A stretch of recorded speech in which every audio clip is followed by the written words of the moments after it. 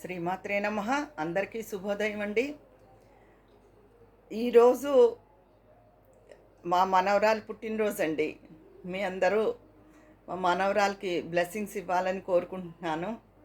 Last year పాపం ఇదే రోజుల్లో దానికి డెంగ్యూ వచ్చి ప్రాణం మీదకొచ్చి తగ్గింది. అది తగ్గిన నెల తిరగకుండా అమ్మవారు వచ్చింది. పాపం చాలా సఫర్ అయింది లాస్ట్ ఇయర్ అంతా. అందుకని తప్పకుండా మా మనవరాలికి మీరందరూ బ్లెస్సింగ్స్ ఇవ్వాలని కోరుకుంటున్నాను. అలాగే మన సబ్స్క్రైబరు ఆవిడ పేరు కృష్ణ పరిమళ అని అర్థమైంది నాకు. ఆ పేరు బాగుంది. వాళ్ళ పిల్లల పుట్టినరోజు కూడా ట్విన్స్‌ట. బాబు, పాపను. వాళ్ళకి కూడా సేమ్ ఏజ్ మా మనవరాలు ఏజే 7 ఇయర్స్ కంప్లీట్ అవుతాయి. 7 ఈరోజే బర్త్‌డే అట. అమ్మ మీ బ్లెస్సింగ్స్ ఇవ్వండి అని మెసేజ్ చేస్తున్నారు ఆవిడ. తప్పకుండా నా బ్లెస్సింగ్స్ ఉంటాయి అని చెప్పాను. మన ఛానల్ వాళ్ళందరూ ఆ చిట్టి పిల్లలకు కూడా బ్లెస్సింగ్స్ ఇవ్వండి. పుట్టినరోజు కదా, చిన్నపిల్లలకి ఏముంది, పుట్టినరోజు అంటే బోల్డు సరదా, చాక్లెట్లు, ఫ్రెండ్స్, హడావిడి. మా మనవరాలు ఇవాళ స్కూల్లో సండే అయిపోయిందని తెగ బాధపడిపోతుంది. అంతకీ సాయంత్రం ఫ్రెండ్స్ని పిలిచింది కేక్ కటింగ్కి అదిను. స్కూల్కి వెళ్తే అదొక హడావిడి కదా అది. అయితే నిన్న నాకు 2 బాధాకరమైన విషయాలు తెలిసాయండి మన ఛానల్ వాళ్ళు చెప్పినవే. ఒకళ్ళు లక్ష్మీ మాధవ్ అని వాళ్ళ ఫ్లాట్లో ఒకళ్ళు పాపం కాలం చేశారట. చిన్న వయసేనండి, 47 ఇయర్స్. ఆయనకి చాలా మంచి ఆయన. వాళ్ళ బాబు ఇంకా ఇంటర్ చదువుతున్నాడు. సడన్గా పోయారు. చాలా బాధ అనిపించేసింది. రోజు కనిపించే మనిషి కనిపించకపోవడం ఏంటి అని చెప్పి అని అన్నారు. అవి మనం చేతుల్లో లేవు కదండి, జనన మరణాలు అన్నవి. సడన్గా పోయారు అంటే దీనికి మీకు ఒక కారణం చెప్తాను. నాకు మా అమ్మగారు చెప్పేవారు, మన పుట్టినప్పుడే మన బొడ్డులో ఇన్ని శ్వాసలు అని నిక్షిప్తమై ఉంటాయటండి. భగవంతుడు అలా చేస్తాడు. ఇన్ని శ్వాసలు అంటే మనం ఇప్పుడు ఊపిరి తీసుకుని వదులుతాం చూసారా, అవి ఆ శ్వాసల్ని ఇన్ని వందల శ్వాసలో, ఇన్ని వేల శ్వాసలో, ఇన్ని అని చెప్పి నిక్షిప్తం అవుతాయట. ఆ శ్వాస ఎప్పుడు ఇంకా అయిపోతుందంటే, కొంతమంది చూడండి రోడ్డు మీద పోతారు. మా చుట్టాలైన ఒక ఆయన శుభ్రంగా టిఫిన్ తిని, చక్కగా స్నానం చేసి టిఫిన్ తిని పూజ చేసుకుని అన్నీ అయ్యి పొద్దున్న 9 వేళ ఇంటికి 2 అడుగుల ముందు ఊరికే వెళ్ళారు అంతే. అక్కడ ఇలా కళ్ళు తిరిగిపోతున్నట్టు పడిపోయారు. పడిపోతుంటే పక్కన గబగబా పట్టుకున్నారు రోడ్డు మీద వెళ్ళి వాళ్ళు. అంతే, ప్రాణం పోయింది. ఇంట్లో పోలేదు, బయట పోయింది. అంటే ఎవరి ప్రాణం ఎక్కడ పోతుందో తెలియదు. ఆయన ప్రాణం పోతుంది అనడానికి ఆయన ఏ అనారోగ్యం లేదు. మాసివ్ అటాక్లే వచ్చిందిట. అటాకు అది కూడా ఆయనకి దేని నొప్పి ఏం తెలియలేదు. అంతే అలా పడిపోయారు, పోయింది ఆయన ప్రాణం అన్నారు.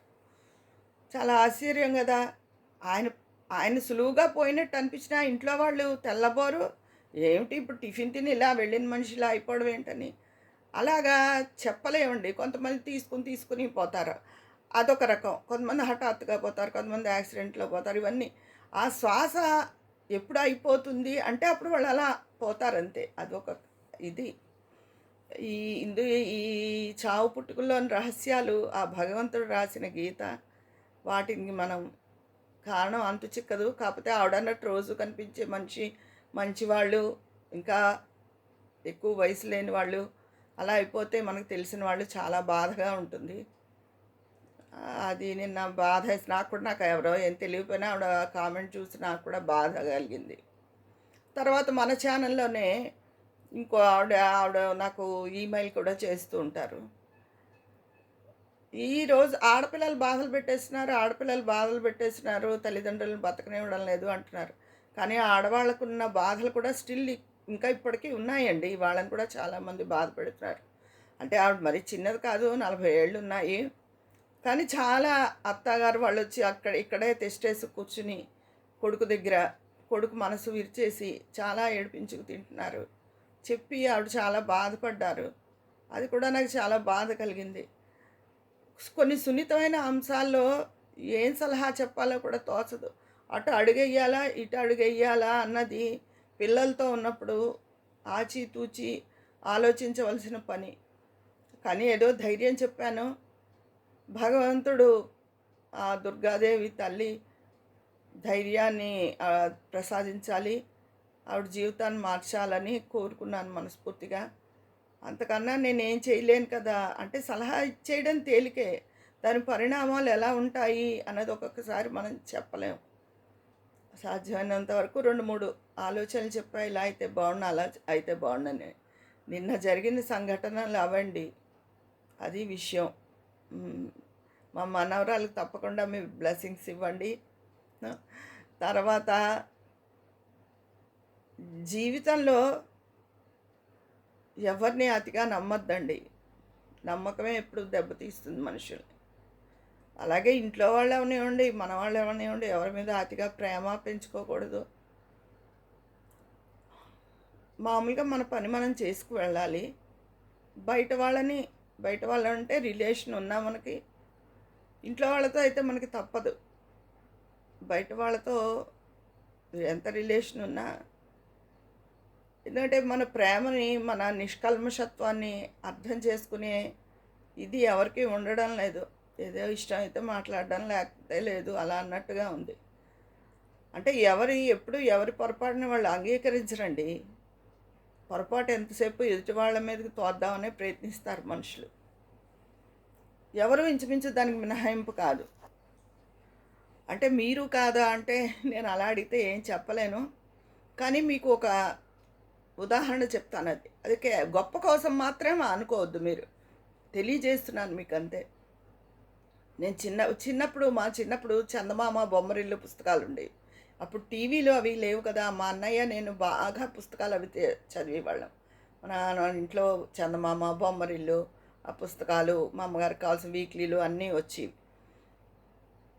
అయితే మా అన్నయ్య, నేను రోజు స్కూల్ నుంచి వచ్చేసాక అమ్మ ఏవో టిఫిన్స్ చేసేది. ఆ టిఫిన్ తింటూ ఆ కథలు చదువుకుంటూ ఉండేవాళ్ళం. ఆ చందమామ కథలో మీరు నమ్మరు, నాకు 6, 7 ఏళ్ల కన్నా ఉండవండి అప్పుడు. ఒక కథ చదివాను సత్యాన్ని గురించి. ఆ కథ అంతా మొత్తం నేను వివరించలేను గానీ, అందులో సారాంశం ఏంటంటే, 14 సంవత్సరాలు అబద్ధం ఆడకుండా ఉన్న మనిషికి సత్యాన్ని పలికే శక్తొస్తుంది, వాక్శుద్ధి వస్తుంది అని చదివాను నేను. అది నా చిన్న మనసులో చాలా బలమైన ముద్ర వేసిందండి. తర్వాత అందులోనే చదివానో, ఇంకో కథలో చదివానో గుర్తులేదు. ఒక మనిషి అబద్ధం ఆడినా, ఆ మనిషి నమ్మకంగా లేకపోయినా, ఆ మనిషి ఉన్నా ఒకటే, లేనిపోయినా ఒకటే, విలువలు ఉండదు అని. నాకంత చిన్నప్పుడే విలువగా ఉండాలి, మనం విలువలతో ఉండాలి, అబద్ధం ఆడకూడదు అని చెప్పి, అంతకతం చిన్నవి ఏమన్నా చిన్న పొన్న ఏమన్నా పెన్సిళ్ళు ఇవి అవి పడేసి అలా అయింది, ఇలా అయింది అలా చెప్పేదాన్ని. ఇంకా అప్పటి నుంచి ఎప్పుడూ నేను అబద్ధం ఆడలేదండి. ఎప్పుడు ఒకవేళ పొరపాటున పిల్లలు లీవ్ లెటర్ రాయమనివ్వరు. వాళ్ళకి ఆవేళ వెళ్ళడానికి ఏమైనా ఇదిగా ఉంటే, ఫీవర్ అని ఒక లీవ్ లెటర్ ఇయ్యి మమ్మీ అని చిన్నప్పుడు 5th క్లాస్‌లోనో అలా ఉన్నప్పుడు 4th. ఒకసారి అలా చేస్తే నిజంగానే వాళ్ళకి జ్వరం వచ్చి అలా అయింది. నేను అప్పటి నుంచి కూడా అలా కూడా రాయను. మీ డ్యాడీని రాసిమ్మను అలా చెప్పేదాన్ని. రాస్తే ఎందుకంటే నేను ఒకవేళ పొరపాటున ఎవరి కోసమైనా కూడా చెప్పినా అది ఆ అబద్ధం వల్ల ఎవరికీ నష్టం జరగకపోయినా, ఏదైతే ఆడానో అదే జరిగి తీరుతుంది. అదొక ఇది వల్ల నేను అబద్ధం అన్నది ఆడను. మా అమ్మగారికి ఆ విషయంలో నా మీద చాలా నమ్మకం అన్నమాట. ఆఖరిన మా అమ్మగారు ఇంకా పోతారు అనగా ఆవిడ నాతో చెప్పిన చివరి మాట, "నీ ధర్మమే నిన్ను కాపాడుతుంది. నీ అమాయకత్వమే నిన్ను నన్ను అమాయకురాలు అనేవారు మా అమ్మగారు. బోళా మనిషివి, అమాయకురాలివి అనేవారు. నీ ధర్మము, నీ అమాయకత్వమే నిన్ను కాపాడుతుంది" అని చెప్పారు మా అమ్మగారు. చివరిన ఇంకో రోజులో పోతారనగా చెప్పిన మాట. అలాగా పైగా నా నాలుక మీద పుట్టుమచ్చుంది. ఒక ఆయన చెప్పారు, "మీరు ఏది చెప్పినా మంచిగా మాటే చెప్పండి. ఎవరిని ఎప్పుడు ఏం అనొద్దు. మీరు ఏదైనా మీకు కోపం వచ్చినా ఎవరినైనా అనుకున్నా అది జరిగి తీరిపోతుంది. మీరు అనొద్దు" అన్నారు. అదొకటి చెప్పారు. అది కాకపోయినా మరి నేను చిన్నప్పటి నుంచి అలా 6, 7 పెట్టుకున్న సత్యనిష్ట వల్లో ఏమో నిజంగానే నేను ఏదైనా అంటే ఆల్మోస్ట్ జరుగుతుంది. అందుకని నేను ఎక్కువ గమ్మున అనను. నాకు కోపం వచ్చినా తమాయించుకుంటాను. ఎవరి పాపం వాళ్ళది భగవంతుడు చూసుకుంటాడు అనుకుంటాను అంతే. నన్ను ఎవరైనా హర్ట్ చేసినా ఎందుకు నా నోటితో నేను అనుకోవడం ఎందుకు, భగవంతుడు అనికే తెలుసు అన్నీ అనుకుంటాను. అందుకని సత్యం మాట్లాడితే 14 ఏళ్ళు మనకి వాక్శుద్ధి ఏర్పడుతుంది, బాగుంటుంది. అది నేను చిన్నప్పుడు తెలుసుకున్న విషయం. అంత అబద్ధం ఆడకుండా ఉంటారా అని అనుకుంటారు. అలా అనుకున్న వాళ్ళకి నేనేం చేయలేను. కానీ నేను చదివిన విషయాన్ని నేను ఇంప్లిమెంట్ చేసుకుని సాధించాను. ఆ విషయంలో అందరికీ కూడా, మా వాళ్ళందరికీ కూడా తెలుసు. మా నాన్నగారి చెల్లెలు, అంటే మా నాన్నగారు పిన్ని కూతురు వాళ్ళు మా ఇంటి ఎదురుగుండానే ఉంటారు, మా మేనత్త. ఆవిడ వెళ్ళని పుణ్యక్షేత్రం లేదు, తిరగని చోటు లేదు ఎక్కడ. మొత్తం అన్ని నోములు అలా మా అమ్మగారు చేసుకున్నారు. ఆవిడనే ఆదర్శంగా పెట్టుకుని అంటే మా మామగారు ఈవిడికి పెద్దమ్మ అవుతారు. అలా మా ఈ అత్తయ్య కూడా సేమ్ అలాగే చేసుకుంది. నోములు, తీర్థయాత్రలు అన్నీ చేసుకుని ఇన్ని చేసిన మనిషి తనకు ఏదైనా సందేహం వచ్చినా, ఏదైనా విషయం అయినా నన్ను పిలిచి ఏమే ఇది కరెక్టేనా, అలా చెయ్యొచ్చంటావా, అలా అడుగుతూ ఉంటుంది. అదేంటి అత్తయ్య, నువ్వు ఎన్నో పుణ్యక్షేత్రాలు తిరిగి వచ్చావు, ఎన్నో నోములు వచ్చుకున్నావు, నన్ను అడుగుతావు ఏంటంటే, అంటే ఆవిడకి నేను అబద్ధం ఆడలేదు చిన్నప్పుడుది. ఇది ఈరోజు మీకు రివీల్ చేసి చెప్పానే కానీ నేను ఎవరికి చెప్పలేదు. మా వారికి పిల్లలకి మాత్రం తెలుసు. తెలియపోయినా ఆవిడకి నా మీద నమ్మకం అంట. నువ్వే చెప్తే అది మంచి అవుతుంది అలా అని చెప్పించుకుంటుంది ఆ చేత ఏదైనా పని ఉంటే. అది విషయం అండి. ఇంతకీ నేను చెప్పేది ఎందుకు ఇదంతా చెప్పానంటే నా గొప్ప కోసం చెప్పలేదు. మనం నిజం చెప్పినా అది నిజం కాదు అనే రోజులు, అలా అనే మనుషుల్లో ఉన్నాం మనం. అప్పుడు ఇంక మన నిరూపణకి దానికి ఏమీ ఎవరి దగ్గర మనం నిరూపించుకోలేం కదా. భగవంతుడే అన్నిటికీ సాక్షి, ఆ పరమాత్ముడే అనుకుంటాను. మీరు కూడా అలాగే ఉండే, సత్యంగా ఉండి మీ మనసుని ఎవరైనా గాయపరిస్తే భగవంతుడే ఉన్నాడని భారం భగవంతుడి మీద వేసి మీరు బాధపడద్దు. మనం అవతల వాళ్ళ గురించి మనం బాధపడితే ఆ భారాన్ని మనం మోయవలసి వస్తుంది. ఎందుకు ఆ భారం అంతా అక్కర్లేనివన్నీ మైండ్లో పెట్టుకోకూడదు, మంచివే పెట్టుకోవాలి మైండ్లో ఎప్పుడు. అదండి ఈరోజు నేను మీకు చెప్పే మాట. మోటివేషన్గా అన్నీ అక్కర్లేని విషయాలని బుర్రలో పెట్టుకుని బుర్రని బరువు చేసేయకండి. బుర్ర ఎప్పుడు తేలిగ్గా ఉండాలి. సరేనా? ఉంటాను మరి. ఈరోజు నేను మీతో మాట్లాడిన విశేషాలు ఇవి. రేపు మరిన్ని విశేషాలతో మాట్లాడుకుందామా మరి. కామెంట్ బాక్స్లో మీ అభిప్రాయాలు తెలియజేయండి. ఉంటాను. మీ స్నేహితురాలు విజయ పన్నాల.